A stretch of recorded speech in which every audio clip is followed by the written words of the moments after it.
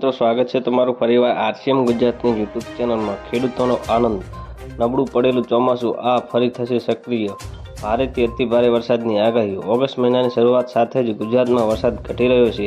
છેલ્લા 2-3 દિવસથી રાજ્યમાં વરસાદનો ઘટાડો જોવા મળી રહ્યો છે। અમદાવાદ સહિત શહેરોમાં પણ ગરમી પડી રહી છે। અમદાવાદમાં હવામાન વિભાગે આગામી 7 દિવસમાં કેટલાક વરસાદ પડશે, તાપમાનમાં કેટલું રહેશે તે અંગે આગાહી આપી છે।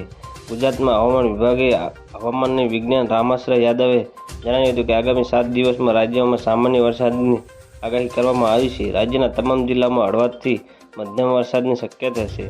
આ સાથે જ માછીમારોને 4 થી 6 ઓગસ્ટ સુધી દરિયા ન જવાનું સૂચન આપવામાં આવ્યું છે। દરિયામાં પવનની ગતિ વધુ હોવાથી માછીમારોને દરિયામાં ન જવાનું સૂચન આપવામાં આવ્યું છે।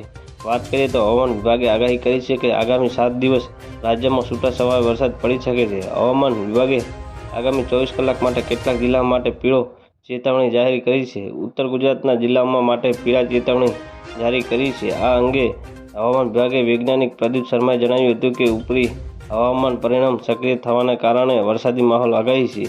તો મિત્રો, ન્યૂઝની સતત જાણકારી મેળવવા માટે અમારી ચેનલને લાઇક, શેર અને સબસ્ક્રાઈબ કરી લેજો। ધન્યવાદ। જય હિન્દ।